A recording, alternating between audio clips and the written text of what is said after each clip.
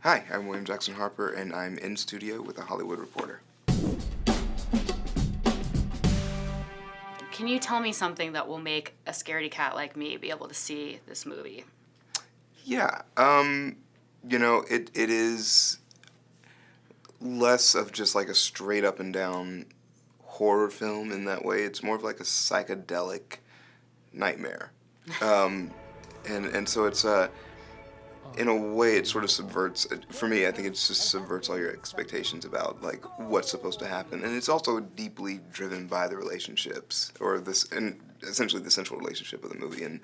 And so for, I don't know, for scaredy cats, I think it's it's like you'll probably be like emotionally terrorized, but Uh-huh. I think it's um, there's it plays with issues of commitment and codependency and mental health again, Right. Right. and it's it is frightening. I think more than anything, like for me, I think the most frightening thing is the fact that um, it's people making choices. I think when it comes to being in a cult or any issue of belief, it's something that you can't reason away when you're dealing face to face with a person. And so it's like, I think that that's really frightening to me, but it's less about the inevitability of not being able to overtake this supernatural thing. Mm-hmm.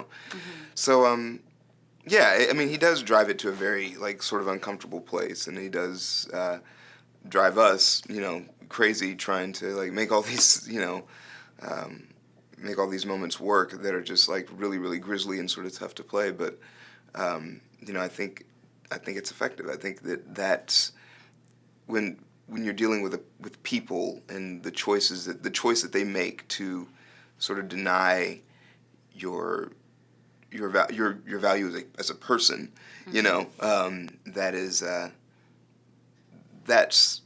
that's frightening. But I think the inevitability is a little bit more in question, Mm-hmm. and I think I think it makes for more interesting watching. Mm-hmm. Well, so tell me a little bit about the process of filming Midsommar, because it does take place in bright open spaces. Like, unlike when you usually sign on for a horror movie, maybe you've got a dark set, maybe you're doing a lot of night shoots. This Yeah, is in the daylight, in Sweden. yeah, yeah. So what was that like? Well, we shot in just outside Budapest Uh-huh. in Hungary, which I guess looks a lot like Sweden. Mm-hmm. Um, but like, bad things can happen any time of day. Yeah, There's something this is about, true. it's like I feel like it sort of leans into the idea of something being frightening, to have everything be very dark and have things take place at night. And of course, it's just like, one of our senses is deeply impaired at night. Like, we can't see as far, we can't see as much. Um, but I think, having it be in the daytime, is, it just sort of subverts all your expectations. And now it's like nothing can just like sneak up on you. You know what I mean? It's not like you're gonna open that door in that dark room and all of a sudden, a demon's gonna pop out. It's not that kind of thing. It's, everything is very much right there, and I think it's like you're off center because you're not sure what you're supposed to be looking for.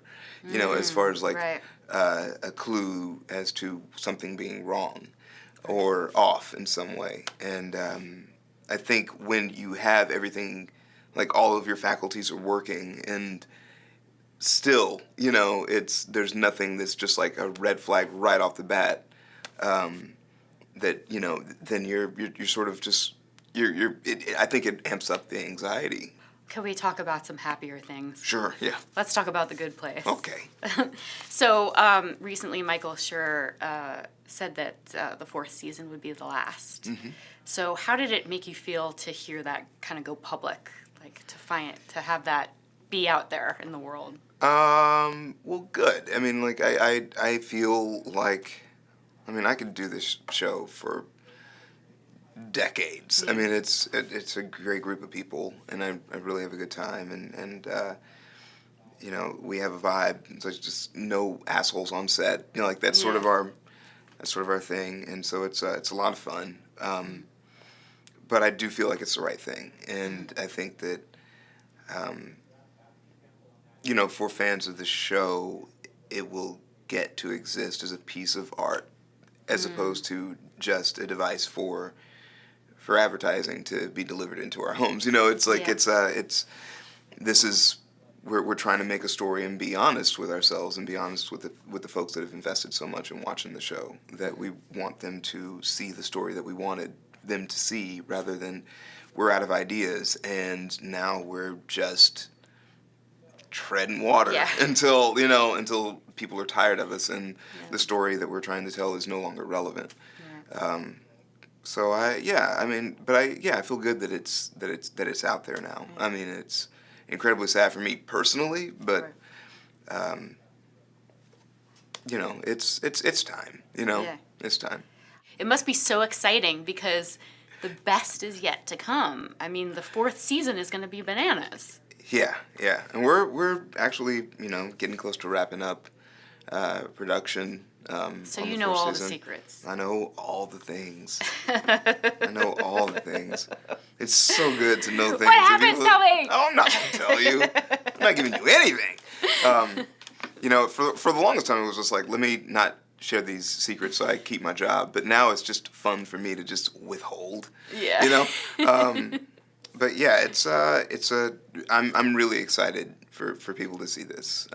And I know how it ends, and I'm so curious to see how people respond to that. Oh, so are you saying that you are coming out of the good place feeling like you can make better choices and be a better person? I mean, I feel like I always could, but I just think I was a good person before the good place. I always could, but I didn't do it, and I still don't. I mean, I'm still trash for most of the time, but but I think it's just sort of just being a little bit more conscious. I think especially in sort of the climate that we're in right now, where people are making decisions based on their fears and their hatreds for other people.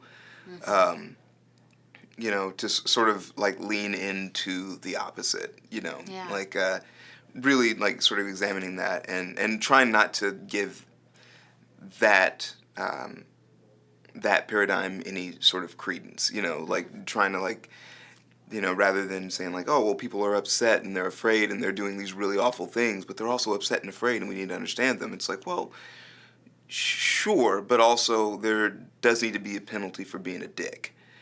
And so that's something that I'm hoping that the show is sort of inspired for people. It's like, let me just not be a dick. Does it mean a lot to you, like the character of Chidi?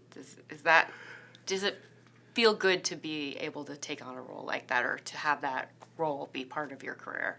Yeah, I mean, I'm pretty different from him in a lot of respects. I mean, we're both anxious. We're both pretty neurotic. But this has been the best job I've ever had in my career. And it's I feel really privileged to have gotten to do it. And it'll be sad to leave him behind, but I'm really looking forward to doing some other stuff. And And you have a future project on the horizon with director Todd Haynes. Yeah.